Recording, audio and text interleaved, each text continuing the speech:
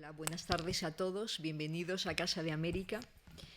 Como seguramente ustedes conocen porque nos han acompañado en algunos de los programas que ya hemos celebrado, como el preestreno de Inocencia, la proyección del documental Habla Carpentier sobre La Habana o la mesa redonda 1490 noticieros, 15.000 minutos de historia, que se celebró ayer con motivo del 59 aniversario del noticiero latinoamericano, pues vemos que ya estamos todos en harina y ya estamos con esa atmósfera de dar la bienvenida a todo lo que La Habana nos depara.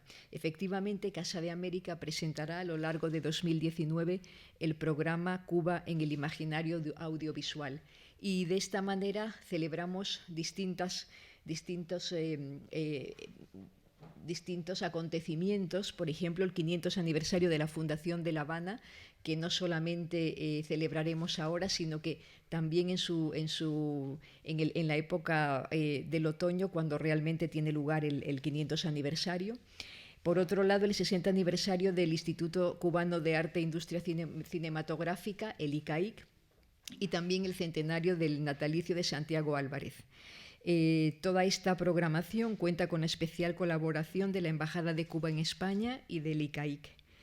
La conferencia Un poco más de azul, que con este título tan sugerente nos ofrecerá hoy el guionista y director Fernando Pérez, gran amigo de esta casa y uno de los cineastas más relevantes del cine iberoamericano, forma parte de las actividades del 500 aniversario de la Fundación de La Habana. Fernando Pérez nos invita a viajar por muchas Habanas que pueblan el imaginario audiovisual de las películas que conforman la muestra que comienza hoy. Será una muestra muy variada, desde La Bella de la Alhambra, que tendrá lugar hoy con la proyección que comienza a las 20 horas, Un hombre de éxito, el jueves Muerte de un burócrata, el viernes Fresa y chocolate, el sábado Se permuta y el lunes Suite Habana, la película que cierra la muestra y dirigida por el propio Fernando Pérez. Sin más dilación, vamos a escuchar esta disertación que nos ofrecerá Fernando, que la disfruten y que disfruten de todo el ciclo. Muchas gracias por estar aquí. Bien, ante todo, gracias a la Casa de América por permitirme aquí estar nuevamente en este homenaje a La Habana y al cine cubano.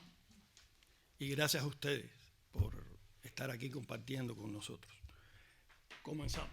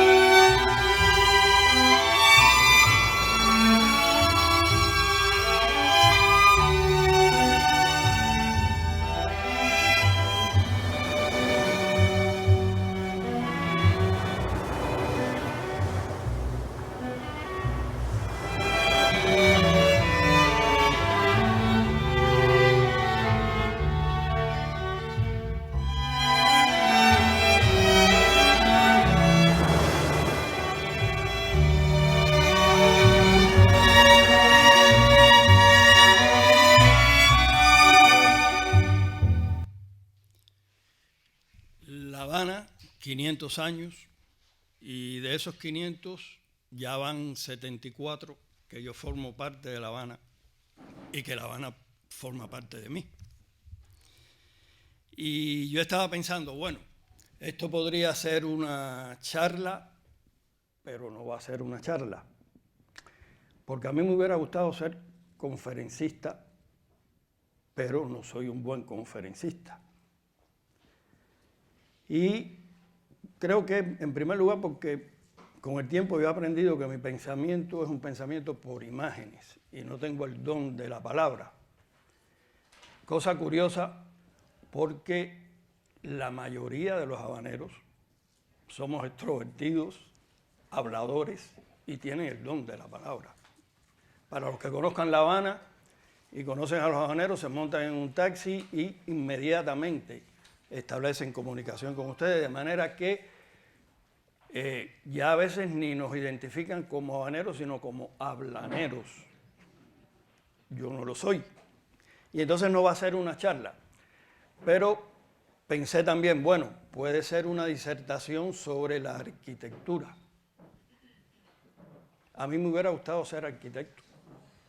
Me encantan las estructuras, ciertos edificios, la comunicación que establece el entorno con los diseños de las líneas, etcétera, pero no se me da, por supuesto, las especificidades de la construcción arquitectónica. Pero no podría dejar de mencionar hoy la arquitectura de La Habana. Hay un libro de Alejo Carpentier, un artículo, La ciudad de las columnas, donde describe a La Habana como una ciudad que es emporio de columnas, columnata infinita, selva de columnas, y es cierto que lo es. Hace poco hubo un aguacero fuerte en La Habana y yo caminé desde Centro Habana por toda la calle Monte, por los portales de La Habana. Llegué al Parque de la Fraternidad, ahí sí me mojé un poquito, y seguí por los portales del Prado. Columnas de todo tipo, pero siempre una ciudad que busca la sombra en el calor, digamos, de un sol tropical que, según me informan ahora desde La Habana, llevo 3 meses aquí en Valencia, es más fuerte que nunca. Parece que el cambio climático también nos afecta. Pero caminar La Habana, para mí, y creo que para muchos habaneros, es un paseo por la diversidad arquitectónica. Una ciudad que no tiene un solo estilo, es todos los estilos. La Habana Vieja, el Prado, los solares de Centro Habana. Hay una Habana interior en cada pasillo que uno va descubriendo escaleras interiores, rejas, balcones interiores que le deben mucho al Art Deco, le deben mucho al Art Nouveau, influencias de Gaudí y, por supuesto, el concepto urbanístico del malecón. Si a mí me dijeran que escogiera un lugar en el que resultaría emblemático para La Habana o un lugar donde yo me siento que soy, que podría estar muchísimo rato, es el malecón habanero. La mayoría de las calles de La Habana terminan en el mar. Es una ciudad que está, algunos dicen que de espaldas, otros dicen que de frente al mar. Ustedes lo vieron en esa introducción visual.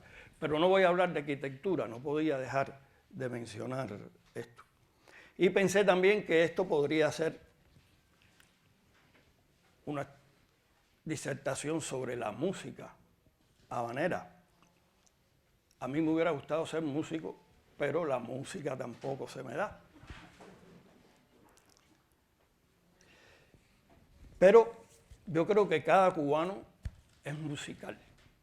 Aunque no sepa bailar como yo, ni cantar, yo en ese sentido soy un cubano atípico.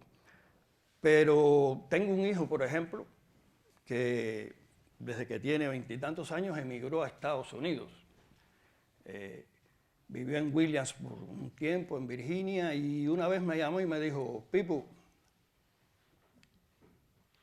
acabo de ver al conjunto folclórico nacional en un espectáculo aquí en un anfiteatro de Williamsburg.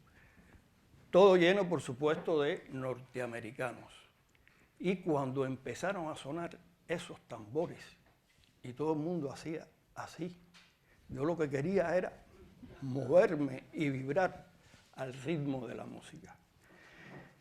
Y la música forma parte de La Habana. Desde Silvio, Pablo, La Trova, Ernesto Lecuona, Benny Moré, Bola de Nieve, los Bambán, Celia Cruz, Olga Guillot, Bomara Portuondo. Desde que surgió la primera habanera, luego el danzón, el guaguancó, el bolero, del son a la salsa, porque la salsa es el son cubano. Y todo eso es el ritmo de la ciudad. Ha sido y es el ritmo de la ciudad. Y yo creo que la música cubana es una vibración, de verdad. Y cada cubano vibra, cada habanero vibra con la música. Me encantaría haber sido músico, pero esta charla no será sobre la música. Pensé que esta charla podría ser también sobre la historia, pero no va a ser sobre la historia, porque me hubiera gustado ser historiador. Porque yo creo que en la historia, el curso de la historia, de los grandes acontecimientos históricos, tienen una concatenación interna que hace que la historia vaya en espiral. Los acontecimientos se reiteran, se repiten de época en época, y esa espiral se va abriendo y se va abriendo. Pero mi pensamiento no es conceptual, siempre voy a lo individual y por lo tanto no estudié historia. Pero no puedo dejar de hablar de La Habana sin hablar de la historia. Y sobre todo de un historiador, Eusebio Leal. Yo creo que si alguien ama a La Habana y ha demostrado ese amor por La Habana, ha sido y es Eusebio Leal Spengler. Con su verbo frondoso, su torrente de ideas, de acontecimientos que narrados por él adquieren nuevas dimensiones. Y Eusebio yo creo que no ha sido solamente verbo, porque Eusebio, además de historiador, ha sido y es un restaurador. Y creo que la sobrevivencia de La Habana, la restauración de La Habana, le debe mucho a él. Sobre todo en unos tiempos en que la chapucería se fue entronizando en la arquitectura de La Habana, en el entorno habanero. Eusebio ha logrado con excelencia restaurar lo que la historia nos ha dejado. Yo sí traje, aunque esto no va a ser la historia, una cita de Eusebio. No podía dejar de hacerlo porque realmente quisiera homenajearlo hoy también en estos 500 años.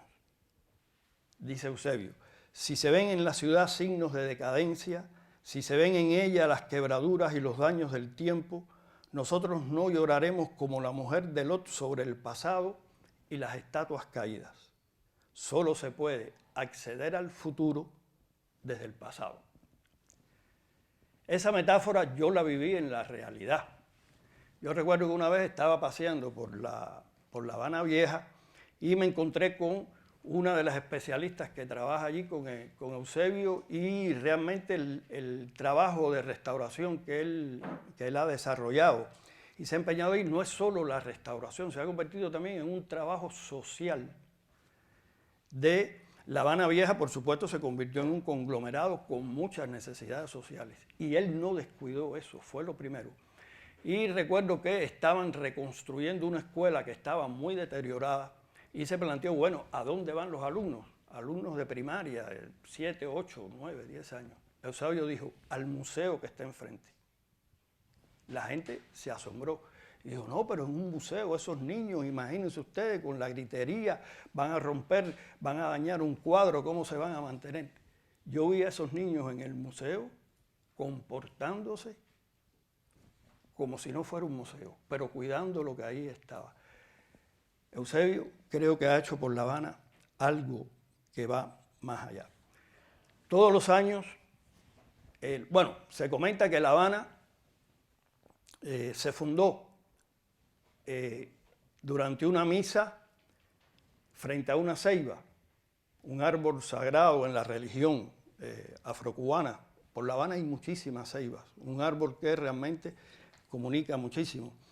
Y todos los años, en la fecha de fundación de La Habana, existe la ceremonia, Eusebio es el primero que lo hace, de rodear, dar la vuelta a esa ceiba que por supuesto no es la misma de 1519, pero que se ha ido renovando con el tiempo.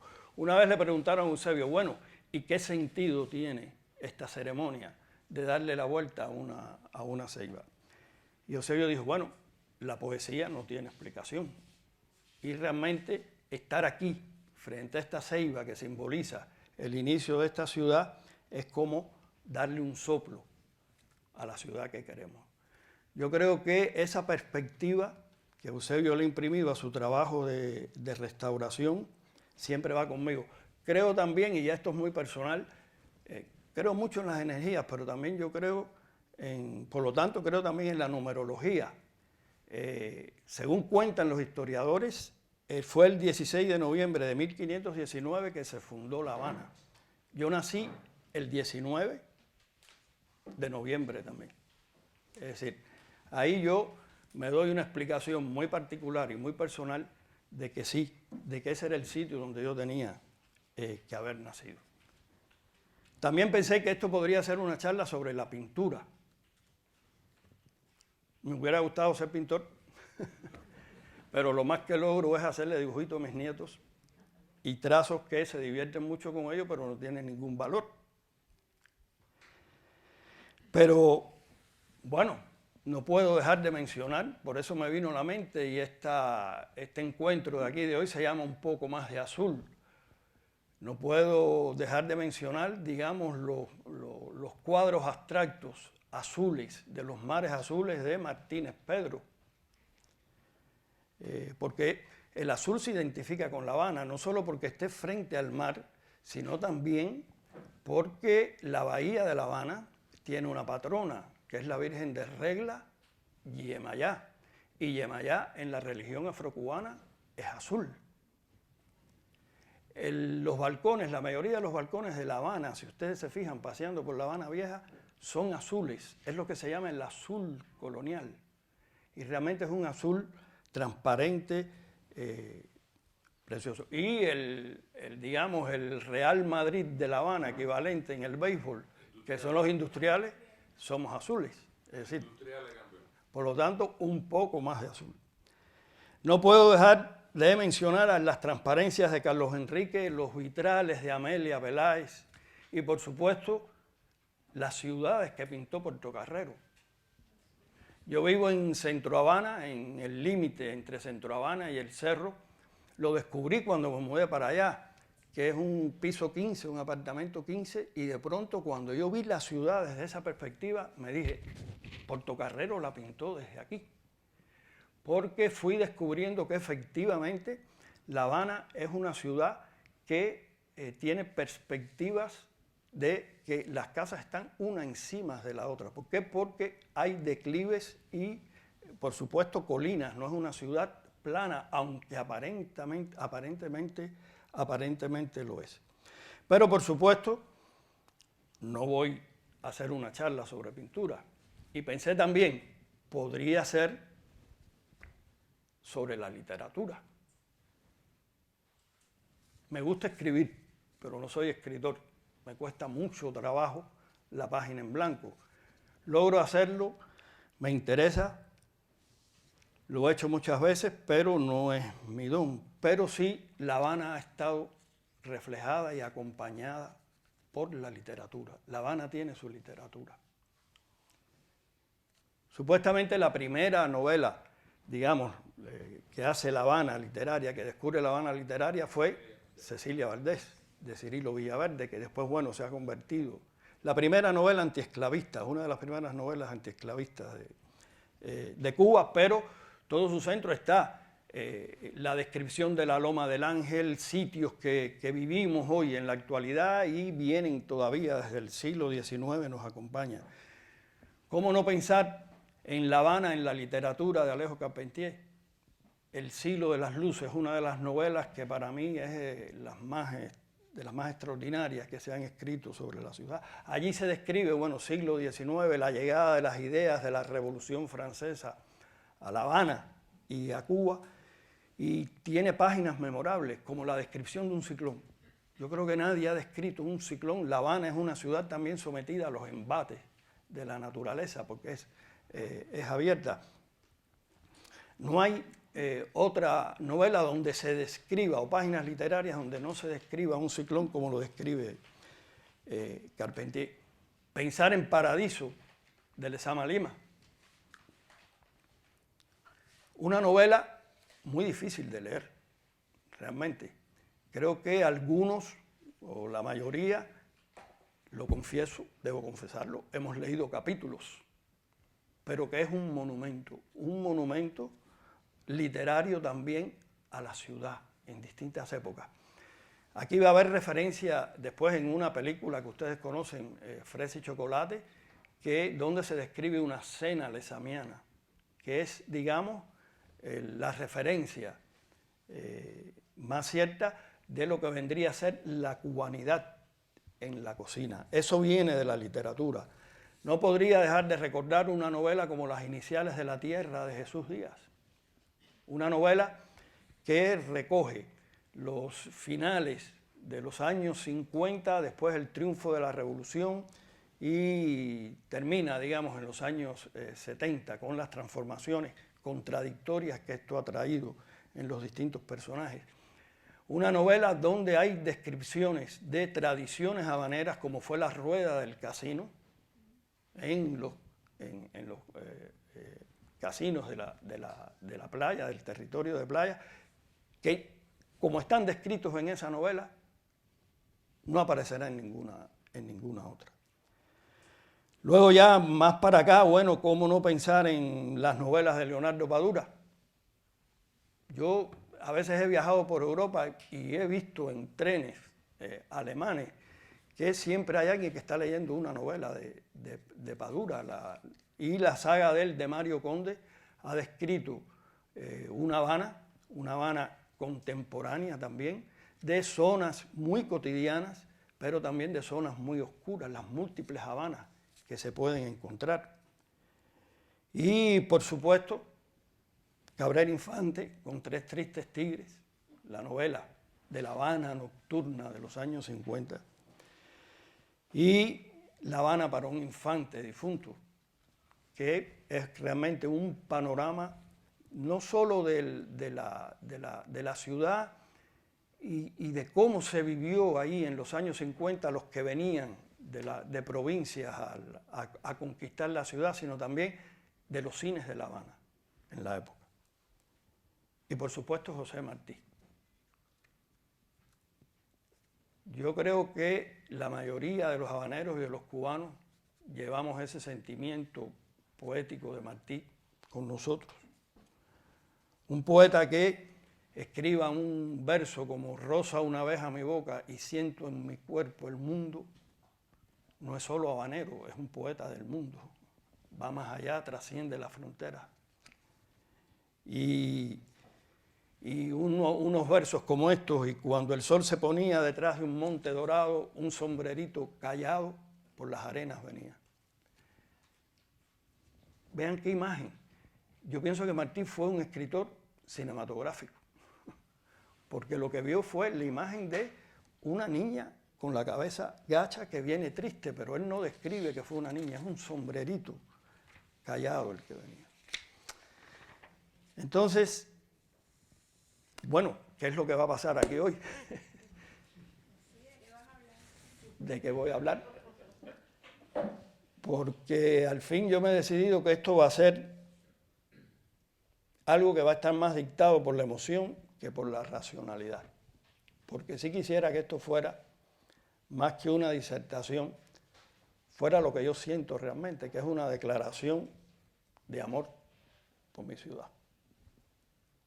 Y las declaraciones de amor, que son íntimas, yo lo estoy haciendo en público, tendría que ser más íntimo, pero bueno, no me queda más remedio, hago el esfuerzo. Pero todas las declaraciones de amor son nerviosas, inquietas, desordenadas, así que pido disculpas si hay algún desorden. Son subjetivas y personales. Y entonces lo que yo estoy diciendo aquí hoy es subjetivo, personal y muy mío. No trasciende más allá de eso. Iba a ser también una declaración de amor romántica, sentimental, soñadora, auténtica y sentida. Y por eso me puse una guayabera. Primera vez que me la pongo. Creo mucho en las energías y en las intuiciones. Me pongo de pie para que vean la guayabera. Yo estuve hace 4 meses en Pinar del Río, se cayó esto, en Pinar del Río para presentar unas películas y me regalaron esta guayabera. Y yo no me la iba a poner. Vine a Valencia en abril con mi hija, tengo una hija que vive en Valencia y tengo 2 nietos valencianos. Y ya vieron la guayabera, ¿no? Sí. Y no sé por qué metí la guayabera en mi maletín. Y no sabía si la usaría o no. Y cuando Teresa me llamó y me dijo, mira, va a haber esta actividad, ¿por qué no vienes? No fue inmediato, pero después dije, ese es el sentido de que yo metí la guayabera, me la voy a poner. La guayabera se identifica con la cubanidad. Hay muchas discusiones sobre eso, porque el uso de la guayabera, que la guayabera original era de hilo y de alforzas y de botones de nácar, esta es sintética, que era una, a pesar de ser creada por los campesinos, era realmente una pieza de valor y de lujo, pero al cabo del tiempo fue teniendo distintos usos. Y se llegó a convertir, por ejemplo, en una identificación durante la República de representantes, de políticos, de una clase alta. Y después prohibieron que en el Parlamento se llevara la guayabera, no, habría que llevar saco y corbata. Entonces la guayabera pasó a estar, disminuida. Y después de la Revolución, resulta que muchos funcionarios también empezaron a vestir la guayabera. Y la guayabera por muchos jóvenes empezó a ser identificada como, no me pongo una guayabera porque eso es de funcionario, de burocracia, etc. Pero lo que sí nadie ha podido olvidar es que la guayabera es típicamente cubana. Es un diseño que uno no puede encontrar en ningún otro lugar. Y bueno, Martí también hizo una declaración pública, una declaración de amor pública. Cuando dijo, 2 amores tengo yo, Cuba y la noche. Y yo podría parafrasearlo diciendo que 2 amores tengo yo, La Habana y el cine. Entonces voy a hablar de La Habana y del cine, o de La Habana en el cine.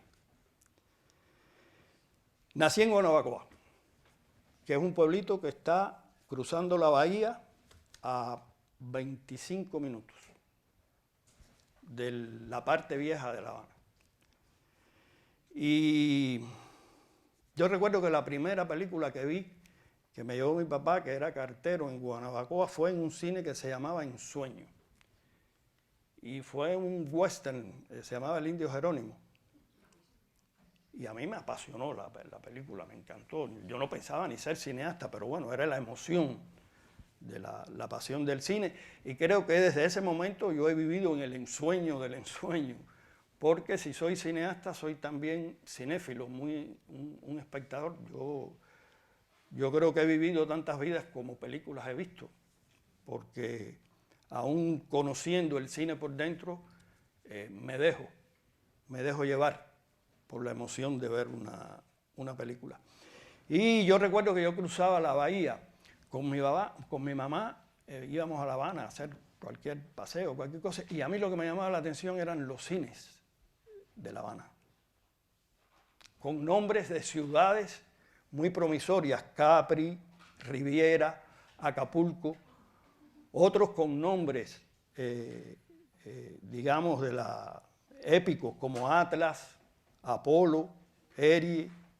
No se me olvida un momento que vi por primera vez al atardecer la calle 23 desde la Rampa, que es una calle del Vedado moderna, y que los cines que estaban allí, el Arte y Cinema La Rampa, el Radio Centro, que ahora se llama Yara, el Riviera, el Atlantic, el 23 y 12. La Habana era una ciudad donde cuentan, hay un libro ahora recientemente publicado de una italiana que investigó, Carolina Sandretto, que dice que un libro muy bello porque es a base de fotografías de esos cines, que La Habana tenía, en La Habana había 147 cines. A mí me parece que es demasiado, que eso era el doble de lo que podían tener París y Nueva York. Pero bueno, es su investigación.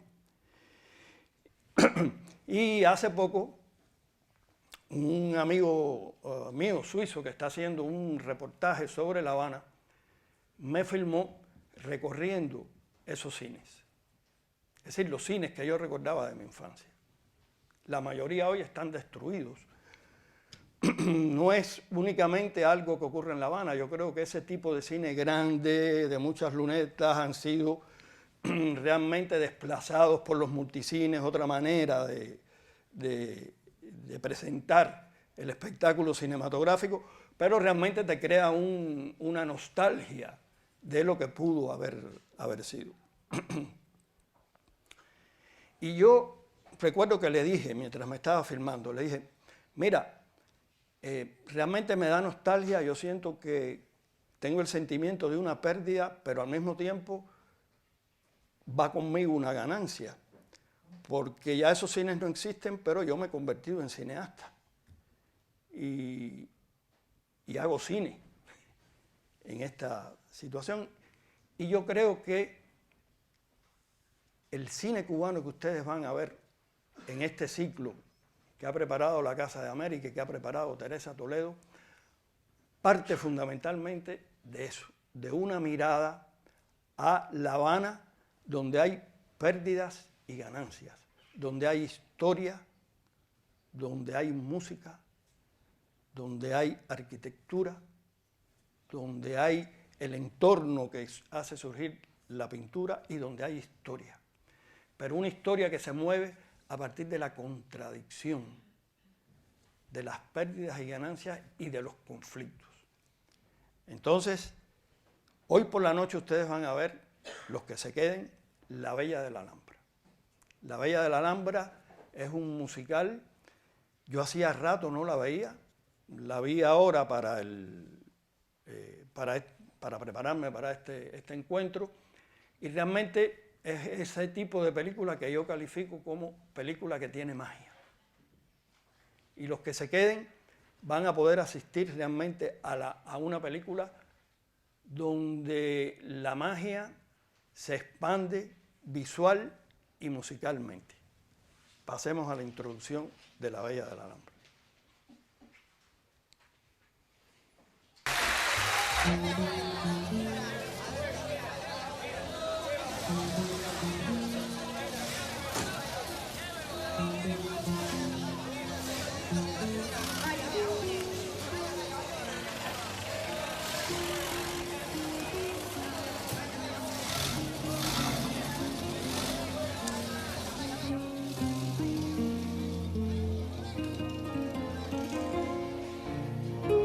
Cuenta la historia de una muchacha con aptitudes artísticas, Beatriz Valdés,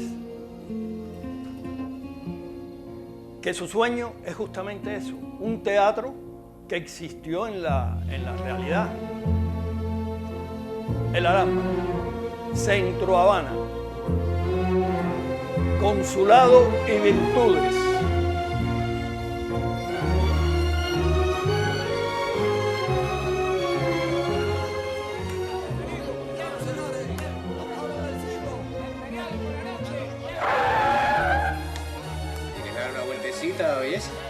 Época años 20-30. Niña, espabilate, mijita.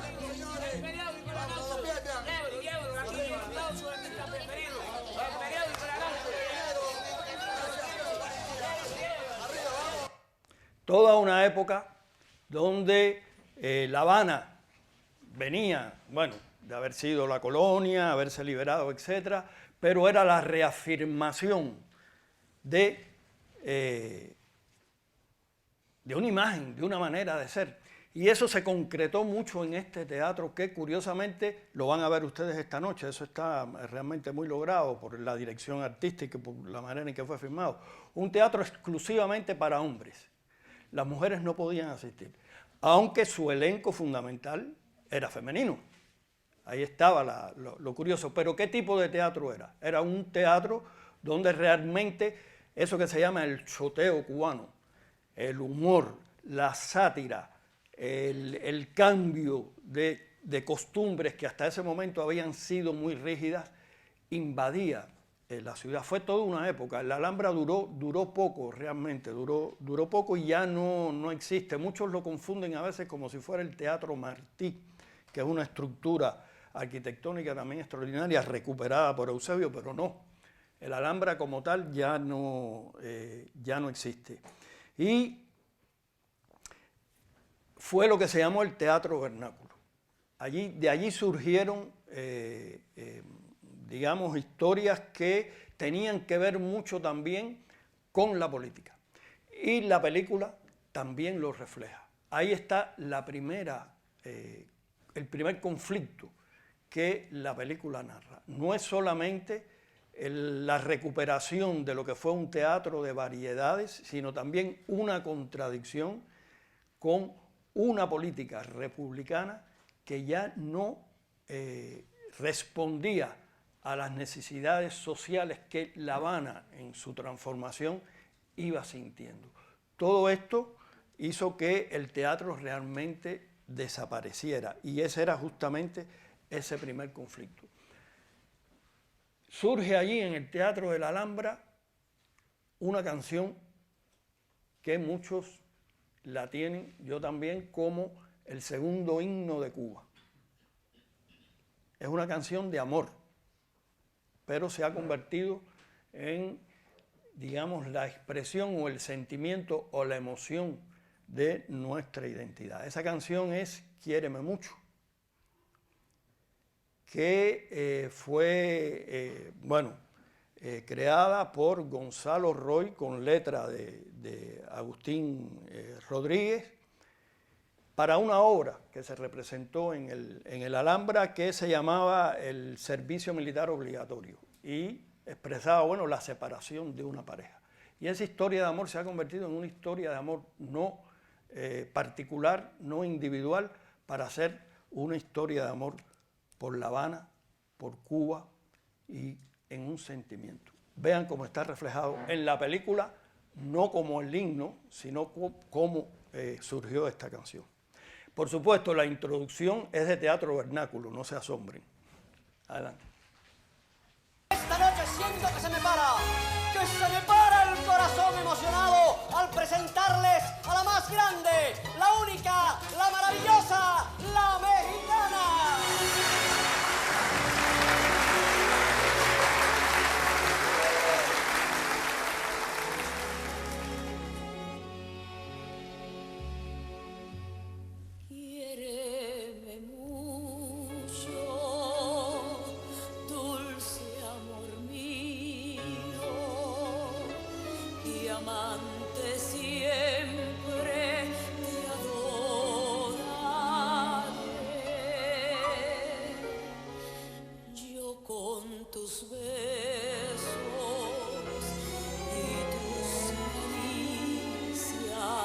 Ella es la muchacha Beatriz Valdés que, por supuesto, se ha disfrazado de hombre para poder entrar en el teatro. Cuando se quiere de veras, como te quiero yo a ti, es imposible, mi cielo, tan separados vivir. Ahora,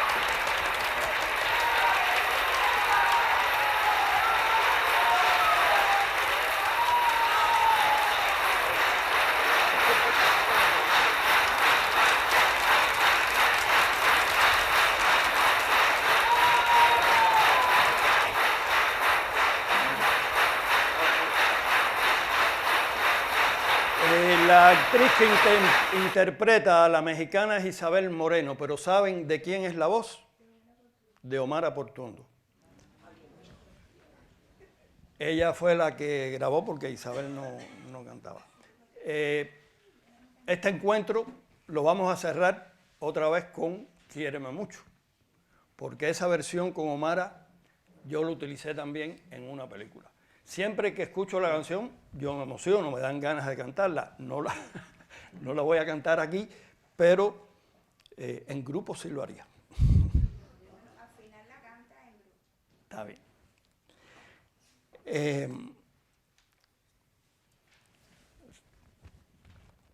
La Bella de la Alhambra creo que queda, disfrútenla hoy por la noche, como un homenaje también al teatro cubano. No hablé del teatro, pero La Habana también es una ciudad teatral, de mucha tradición del teatro. Porque además el habanero actúa constantemente en las calles. Es un teatro, La Habana es un teatro, una ciudad teatral. Y no puse ningún fragmento de las canciones y los números que canta Beatriz Valdés, porque realmente no quería adelantar lo que ustedes van a disfrutar en la proyección de la sala. Tenemos también en este ciclo Un hombre de éxito, película de uno de los grandes cineastas cubanos, Humberto Solás, que navega, es la historia del conflicto, siempre se está narrando un conflicto, del oportunismo.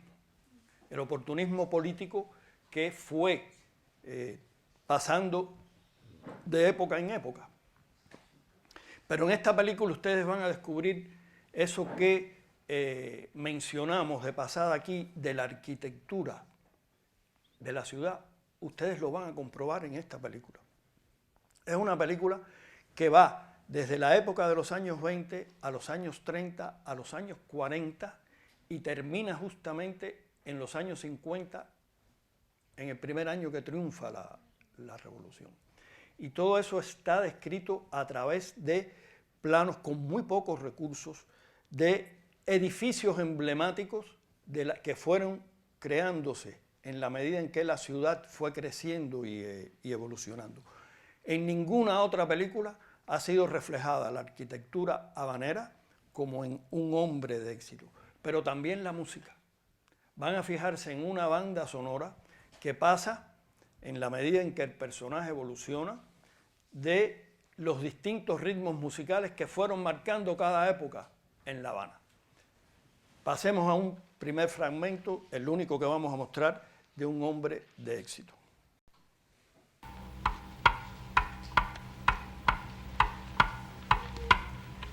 Este es el personaje que es un joven que se dedica a la política y cada vez que cambia un gobierno cambia el cuadro del otro y pone a su sucesor. Esa es su esposa que, por supuesto, cada vez va mejorando de posición social, aunque ella no está convencida de lo que está ocurriendo. Vean eso, Art Deco, un interior, y el mambo. Ya pasamos de los años 20, 30, La Bella de la Alhambra, el Quiéreme Mucho, a Pérez Prado y el mambo, un ritmo que identificó y movió a La Habana y el mundo durante mucho tiempo.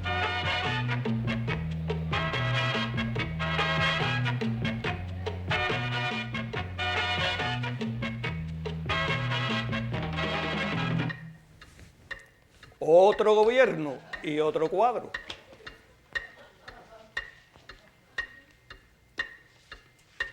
Y los gobiernos son de derecha, de izquierda, de izquierda, de derecha.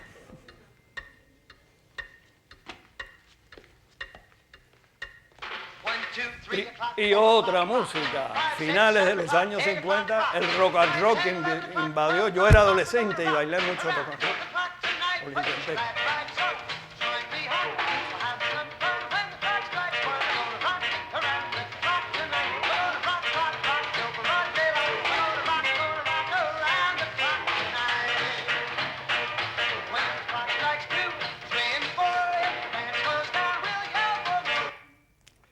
En 1956, La Contradicción. Mientras La Habana bailaba, comienza digamos, Hay que la seguir esa lucha gente. por el cambio político. Y no me importa lo que digan. La historia en mayúscula. No hay otra alternativa. ¿Estás dispuesto? Él es un luchador clandestino, hermano del protagonista oportunista, una película que maneja mucho el Caín y el Abel.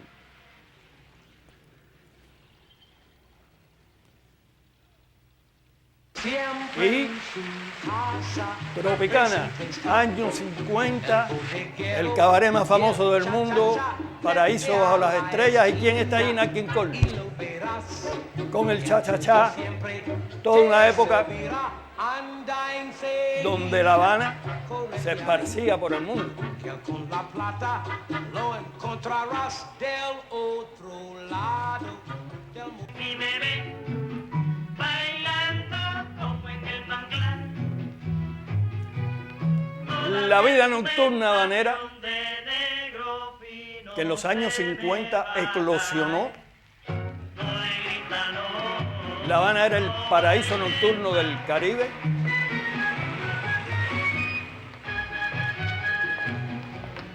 Esta película lo recoge, pero debo confesar que no llega a lo que logró Cabrera Infante en Tres Tigres, que es realmente la novela de los años 50 en Cuba.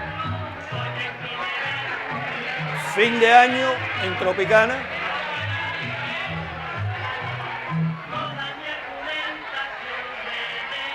El 31 de diciembre de 1958 fue real. 31 de diciembre.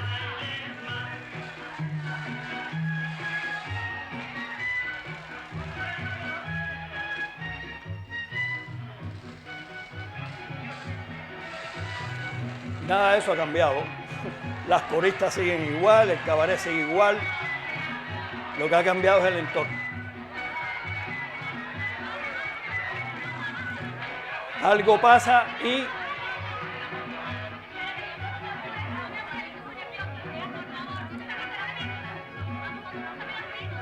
un plano que me recuerda mucho a Fellini en 8:30.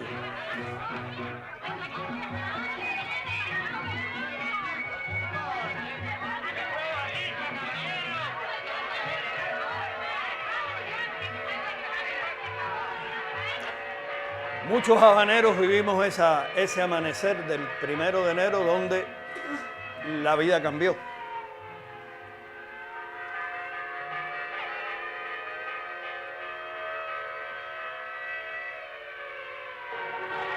Y vean cómo cambió.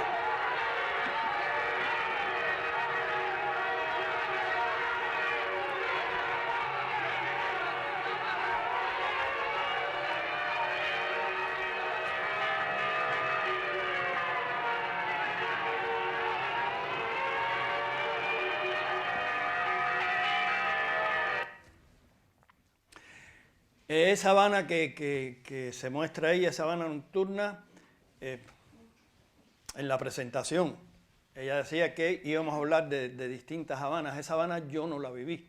Yo viví una Habana, digamos, más bueno, una Habana, yo vivía sin muchos recursos, etc. Y para mí acceder a todas esas instituciones, cabaret, hoteles, etcétera, no estaba a la mano. Y mi ilusión todavía, desde el cine en sueño, ya en el año 59 se concretó en que yo podría hacer cine. Porque en el año 59, en el mes de marzo, a los 3 años de triunfo de la Revolución, se creó el Licay. Yo tenía 14 años, es decir, estaba en la edad precisa, en el lugar preciso y en mi ciudad. Y no entré en el Licay hasta el año 62, me acuerdo. Y desde esa fecha para acá, bueno, todo mi crecimiento personal, profesional y humano ha sido ligado al cine y al Licay. La realidad cambió, pero no se liberó de contradicciones, por supuesto. Y si algo define a ese cine que fundamentalmente ha hecho el ICAI y que se ha ido haciendo también hoy, porque se ha ido evolucionando por un cine independiente también, que hacen nuevas generaciones, etcétera, pero también comenzó desde esa época. Fue un cine que aspiró siempre a dar las distintas caras de la ciudad, los distintos niveles, la complejidad de la realidad que estábamos viviendo. Y, por supuesto, en las primeras películas de la épica y de la euforia, donde se fue aprendiendo a hacer cine poco a poco también, porque realmente fue un hecho fundacional, aunque existían algunas películas que se hacían en coproducción con México, con Argentina, etcétera.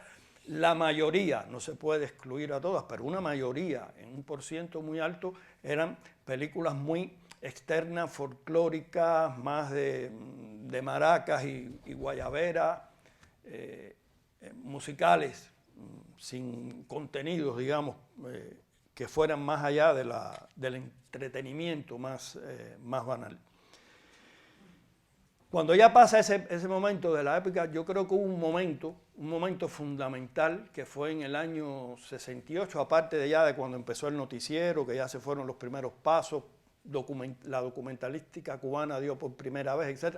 Pero hubo un momento fundamental que fue el año 68, cuando surgieron Memorias del Subdesarrollo de Tomás Gutiérrez Alea, Lucía, de Humberto Solás, dos de los cineastas que han visto aquí, y la primera carga en machete de Manuel Octavio Gómez, un clásico que no se ha visto.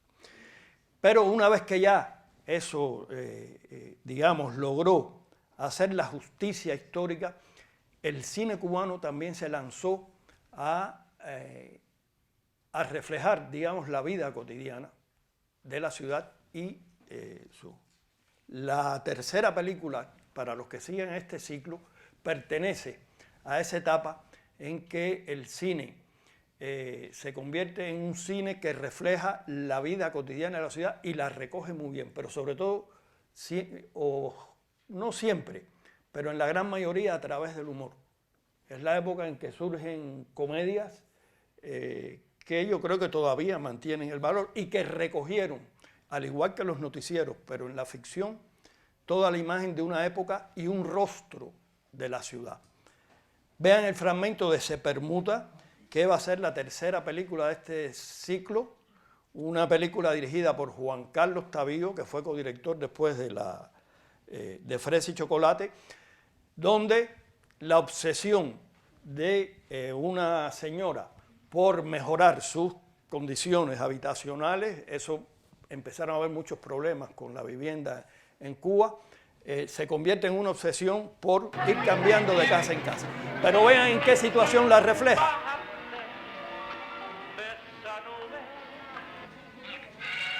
Está en una guagua muy particular de La Habana. Te digo a ti, Irene, que Angelina está completamente aterrorizada y que ella está muy viejita. Sí, además viviendo sola en esa casa tan grande, ¿tú te imaginas?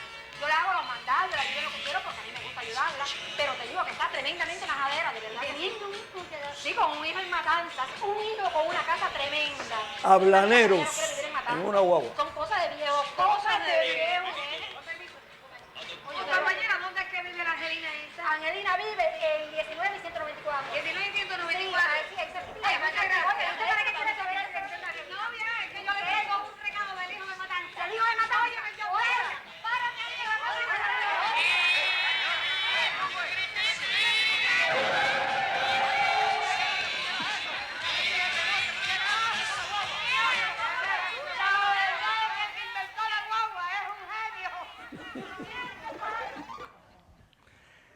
Bueno, Rosita Forné, una gran actriz que estaba ahí. Pero la guagua, esa es una Habana muy especial, para bien y para mal. Porque en la película está divertido, pero montarse en una guagua, en La Habana, en un camello, hace que uno odie La Habana, realmente.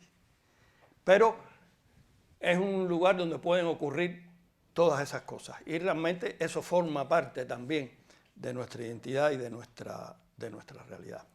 Se Permuta, yo creo que queda como una película muy entretenida, que responde a un momento muy específico del cine cubano, que fueron los años 80, donde realmente una generación que no era nueva, porque se había formado junto a los iniciadores del ICAI, a los grandes cineastas del ICAI, a la cual yo pertenezco, a esa generación, comenzaron a hacer películas de este tipo, y creo que quedan muchas de estas películas como una constatación de esa época de los años 80. La cámara en el cine de ficción salió a la calle a reflejar estas cosas. Y les pongo un momento, un fragmento que a mí me dio mucha risa ahora cuando volví a ver la película, que hacía tiempo no la veía, porque a mí ya también se me había olvidado la historia de los taxis en La Habana.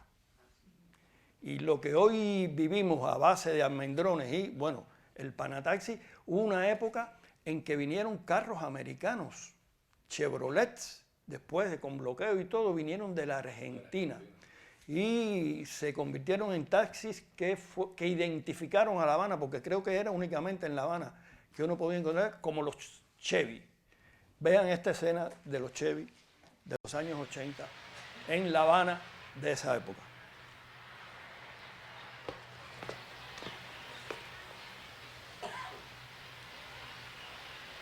¿Qué te pasa? ¿Te sientes mal?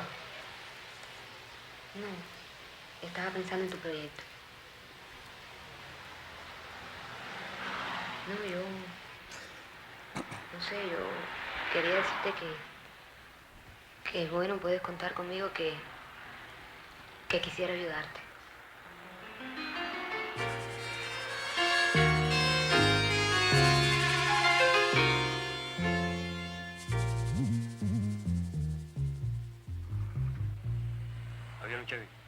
¡Oye! Compañero, perdóname la molestia. Es para ver si tú me puedes tirar un momentico en el veado. Sí, hombre, sí. Traerme de nuevo para acá, para Ayahueso, que es que estoy apurado. Sí, cómo no, compañero, estamos para servirlo. Monte. ¿Eh? Que monte, que estamos para servirlo. Pero tú me oíste bien. Sí, para el vedado, después llevarlo a Ayahueso. ¿No es así? Para Ayahueso, sí. Sí, monte, que nosotros estamos para servirlo. Esto es del pueblo, compañero. Monte. No hay problema. Lo llevamos para donde usted quiera. Vamos.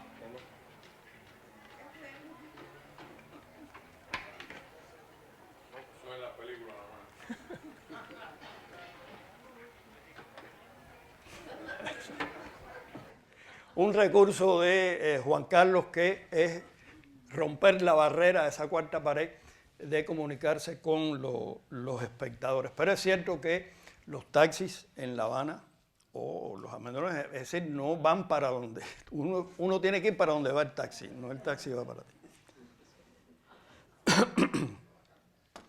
Tomás Gutiérrez Alea. Me emociona poder ver que en este ciclo hay dos películas de Titón, que es así como lo llamamos, digamos, para mí el gran cineasta después de la Revolución, ¿no? Del cine que se hizo después de la Revolución. Titón creo que siempre logró reflejar de manera auténtica, desgarrada y compleja su relación de amor con La Habana y con Cuba y con la realidad cubana. Y defendiendo siempre lo que a él lo rodeaba y en lo que él participaba y con lo que él estaba comprometido, nunca dejó de dar esa realidad a partir del conflicto. Su primera película fue Historias de la Revolución, que captó la épica, pero ya desde su segunda película él comenzó a luchar con la realidad. Y en una realidad revolucionaria que transformaba vertiginosamente la realidad, también del otro lado empezó a crearse, a cambiar el entorno como resultado de una mentalidad burocrática, de un sistema centralizado y burocrático que lo fue contaminando todo. Y Titón logró reflejar eso en una película que va a estar en este ciclo, una película muy temprana de los años 60, 65, 66, si no me equivoco, de la fecha, que fue La muerte de un burócrata. Les traje un fragmento pequeño, voy a señalar porque aquí hay dos apariciones de Titón, que él, como Alfred Hitchcock, en la época aparecía en todas sus películas. Vamos a mostrar este fragmento para que vean cómo el entorno también de La Habana comenzó a cambiar de la siguiente manera. Bultos, papeles, papeles, papeles, papeles, papeles.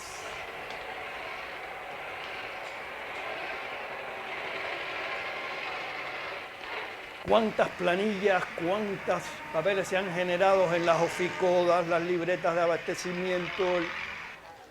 Ese es Titón. Después aparece otra vez.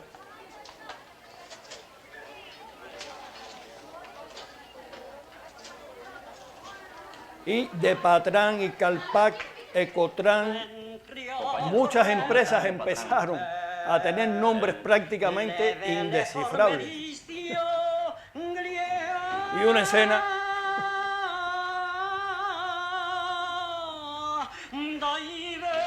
yo he encontrado personajes así en La Habana, me los he encontrado.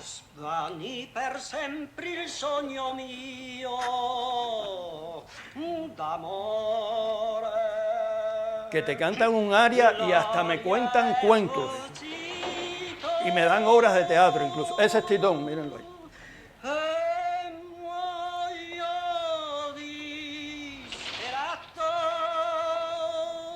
Titón manejó mucho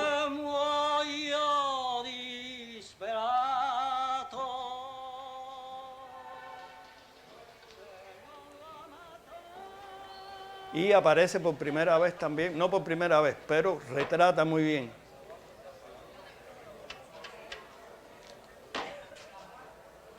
Un nuevo elemento en La Habana, que es la cola. La cola, las largas colas. Al final de la cola.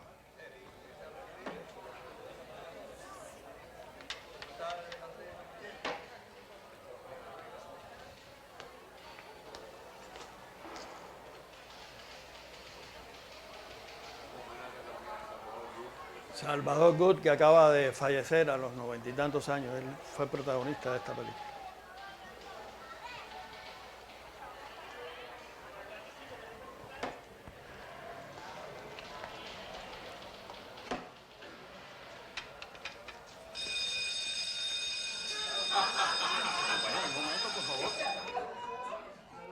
¿Cuántas veces no vivimos y hemos vivido y aún se vive en La Habana?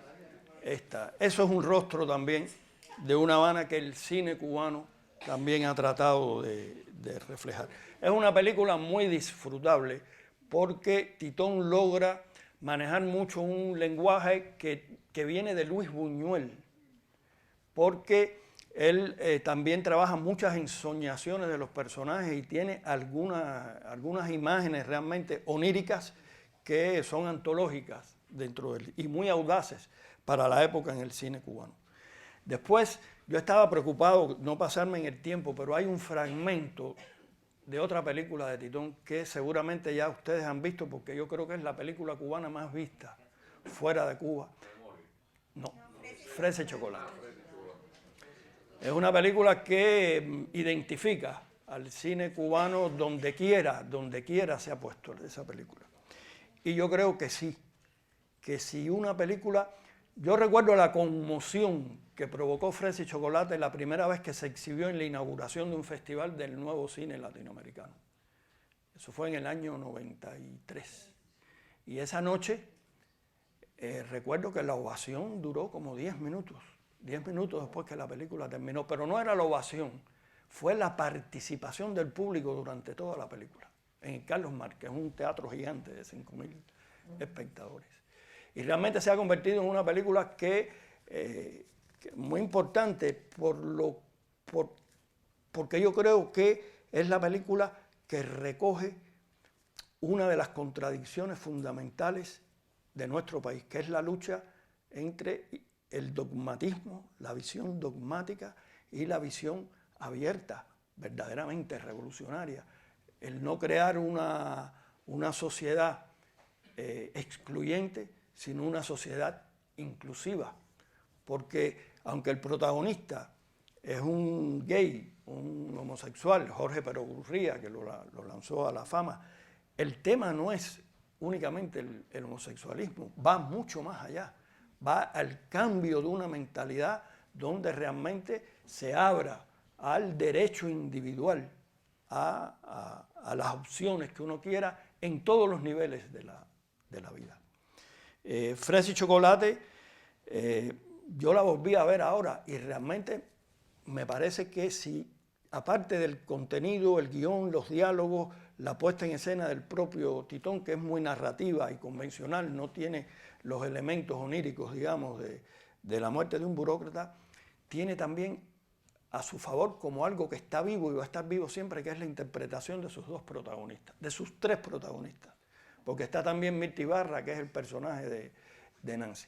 Yo les traje un fragmento porque está La Habana, es largo, porque no es solo La Habana, es como se expresan estos dos personajes. Vamos a verlo, aunque el tiempo me apremia. Vivimos en una de las ciudades más maravillosas del mundo. Todavía estás a tiempo de ver algunas cosas antes de que se derrumbe y se la trague la mierda. Coño, chico, no seas injusto. Que son muchas las cosas. Una ciudad no se la están repara. dejando caer. Eso no me lo discutas. Somos un país pequeño, con todo en contra. Sí, pero es como si no les importara. No sufren cuando la ven. A algunos nos importa. A ti y a mí nos importa.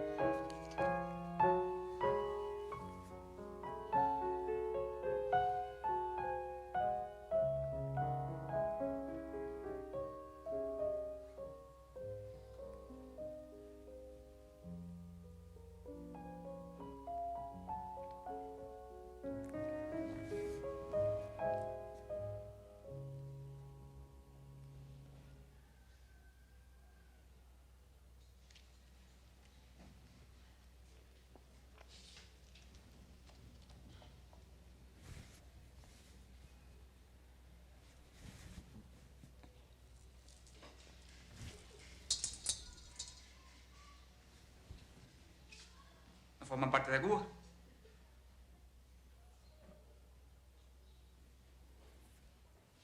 Mira, Diego, tú no puedes jugar a la revolución nada más que por tu experiencia personal. No mira tu caso, mira el mío. Yo estudio en la universidad. ¿Y quién soy? Un hijo de campesino. Como Stalin. Estoy hablando en serio. Mira, lo que queremos es vivir independiente. Hacer lo que nos dé la gana. Y eso es lo que no nos perdonan. Es lo mismo que te pasa a ti, pero a nivel de nación. Sí, me doy cuenta. Entonces nos tiene montada una campaña. Que si Hungría en el 56, que si Checoslovaquia en el 68, que si Stalin. ¿Lo que tiene que ver eso con nosotros? La Segunda Guerra Mundial fue en el 45. Stalin se murió en el 53. Yo ni había nacido cuando eso. Coño, ¿por qué a los americanos no les recuerdan que Truman Capote tiró la bomba atómica? ¿Qué tú dices? Harry Truman. Yo sé que es Harry Truman. Truman Capote jamás era homosexual. Lo que quiero decir... Además, no justifica Stalin con Truman. Lo que quiero decir es que es lamentable, pero comprensible que se cometan errores. Como el de mandar a Pablito para lo más. Pero Pablito solamente no. Ya todos los demás. Esa época ya pasó, coño. Locas que no cantaban. Diego. Pero, ¿qué manera de educar es esa, David? Los errores no son la revolución. Son la parte de la revolución que no es la revolución, ¿entiendes? ¿Y a la cuenta de quién van? ¿Quién responde por ellos? Yo estoy convencido de que algún día va a haber más comprensión para todo el mundo. Si no, no sería esto una revolución. ¿Quiere decir que en el comunismo es donde los maricones vamos a ser felices? Sí, los homosexuales y los que no lo son. ¿Quiere decir que algún día yo podré montar la exposición que yo quiera? Si te veo en una librería podré saludarte. Una vez tuve esa esperanza. Eso no va a caer del cielo. Tendremos que luchar mucho, pero sobre todo con nosotros mismos. Mientras llegue ese día, al menos entre estas cuatro paredes, podía pedirte un abrazo. ¿Tú ves? Eso es lo que a mí no me gusta. ¿Por qué todas las conversaciones tienen que terminar en lo mismo? No. Coño, tú me enseñas a que te respete como lo que tú eres, pero no me respetas como lo que yo soy. Eso a mí no me gusta. No se trata ni de hombre, ni de homosexual, ni de... Es que lo necesito mucho. Me siento mal.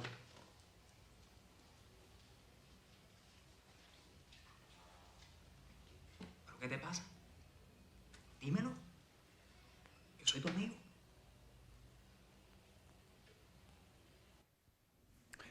Esa contradicción, no, bueno, en cuanto a los homosexuales ha variado bastante, no todo lo que debería variar, pero esa contradicción está viva, sigue todavía, entre una visión más estrecha, más conservadora y otra más abierta.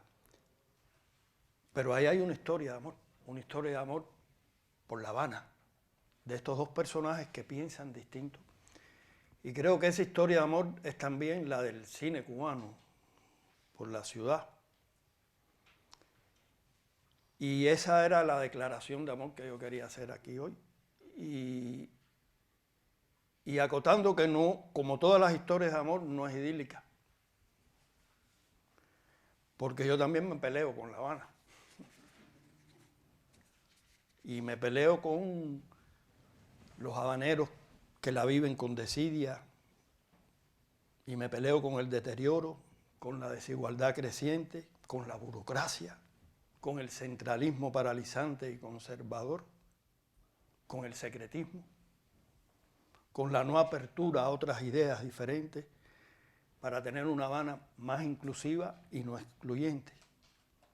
Igualmente, en esta historia de amor me indignan los efectos del bloqueo, que se conoce universalmente como embargo, que me parece injusto, con las políticas intervencionistas y con el no diálogo.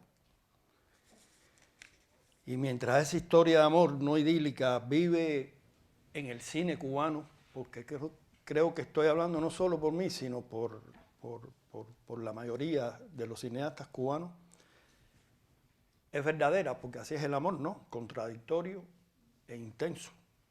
Y yo en La Habana me siento responsable de todo como ciudadano y como cineasta. Y me siento responsable de su historia y de todo, aunque no la tenga, porque todo eso forma parte de mí y yo formo parte de ella también, con mis dudas, mis errores, mis sentimientos, dándole la vuelta a la Ceiba con Eusebio todos los noviembre. Y cuando llevo mucho tiempo fuera de La Habana, yo siento que La Habana me falta a mí, pero que yo le falto a La Habana también. Pero yo creo que eso es una historia muy particular mía, pero también que puede ser la de ustedes con sus ciudades respectivas. Porque las ciudades no son los espacios únicamente, claro que lo son. Las ciudades son quienes las habitan. Y los rostros de los individuos, de cada habanero y de cada ciudad, es lo que hace el rostro de los distintos rostros de la ciudad. Esto podría ser un final, pero no va a ser el final. Me voy a ahorrar lo de quiéreme mucho, porque nada, si no lloramos. Pero yo no quiero dejar de leer algo que no tiene que ver con el cine, pero yo creo que es literatura cinematográfica. Y para mí es uno de los grandes fragmentos de la literatura cubana y universal, escrito por Guillermo Cabrera Infante en una de sus crónicas, que se llama Lorca hace llover en La Habana. Quiero leerlo aquí en Madrid, justamente por García Lorca. Lorca estuvo en La Habana en los años 30, y esto lo refleja Cabrera Infante de la siguiente manera. La culminación de la visita de Lorca a La Habana ocurrió cuando le ofrecieron finalmente una comida de despedida, un banquete, un almuerzo en el comedor del Hotel Inglaterra, en que terminaba la acera del Louvre, a veces llamada del Libre, Allí estaban Lorca y sus discípulos futuros. Estaba también La Habana literaria, la que no escribía poemas, pero estaba dispuesta a escribir prosa como Lorca, versos. A través de las puertas abiertas del hotel, es el Inglaterra, existe todavía. El aire no era acondicionado todavía, se veían las innúmeras columnas blancas al sol del portal, la acera del Louvre y el parque al fondo de la estatua central, soleada y sólida de otro poeta, José Martí, que está en el parque central, a quien mató, como a Lorca, esa bala con nombre que siempre viene a matar a los poetas cuando más falta hacen. De pronto, como ocurre en el trópico, comenzó a llover. A llover de veras, sin aviso, sin esperarlo nadie, sin tregua. El agua caía por todas partes, de todas partes. Llovía detrás de las columnas impávidas, llovía sobre la acera, llovía sobre el asfalto y sobre el cemento del parque y sus árboles, que ya no se veían desde el hotel. Llovía sobre la estatua de Martí y su lívido brazo de mármol, la mano acusadora y el índice de cuentas eran líquidos ahora. Llovía sobre el centro gallego, sobre el centro asturiano. Yo veo La Habana. Y sobre la manzana de Gómez, hoy Hotel Kempinski. Y aún más allá, en la placita de Alvear, sobre la fuente de los mendigos y sobre la fachada del Floridita, donde Hemingway solía venir a beber. Llovía sobre la Citerea y sobre el paisaje blanco y negro de Walker Evans, un fotógrafo norteamericano que dejó fotos extraordinarias. Llovía en toda La Habana. Mientras en el comedor los comensales devoraban el almuerzo cálido, indiferentes a la lluvia, que era cristal derretido, espejo húmedo, cortina líquida, Lorca, solo Lorca, vio la lluvia. Dejó de comer para mirarla y de un impulso saltó y se puso de pie y se fue a la puerta abierta del hotel a ver cómo llovía. Nunca había visto llover tan de veras. La lluvia de Granada regaba los cármenes, la lluvia de Madrid convertía el demasiado polvo en barro, la lluvia de Nueva York era una enemiga helada como la muerte. Otras lluvias no eran lluvia, eran llovizna, eran orvallo, eran rocío comparadas con esta lluvia. Y todas las cataratas de los cielos fueron abiertas. Dice el Génesis, y el Hotel Inglaterra se hizo un arca y Lorca fue Noé. Había gigantes en la poesía entonces. Lorca siguió en su vigilia, no habría siesta esa tarde, mirando llover solo, viendo organizarse el diluvio delante de sus ojos. Pero pronto notaron su ausencia del banquete y vinieron de dos en dos solitos y solícitos a hacerle ruidoso corro, como aconteció a Noé con su zoológico. Ya Lorca había escrito que los cubanos hablan alto y más alto hablan los habaneros. Lorca se llevó un dedo a los labios en señal de silencio respetuoso ante la lluvia. El ruido del banquete había terminado en el estruendo del torrente. Por primera vez para muchos periodistas, escritores y músicos que se reunieron en ese simposio sencillo, Federico García Lorca, poeta. Poeta, como se sabe, quiere decir en griego hacedor. Había hecho llover en La Habana como nadie había visto llover antes, como nadie volvió a ver después. Yo quisiera que haya 500 años más en que los poetas hagan llover sobre La Habana y que los cineastas podamos filmar esa lluvia.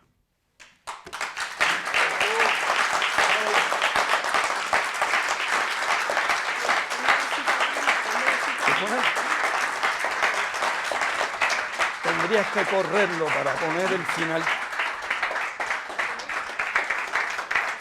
Sí, ahí, eso.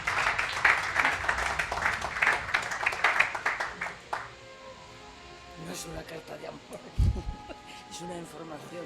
Ya, así.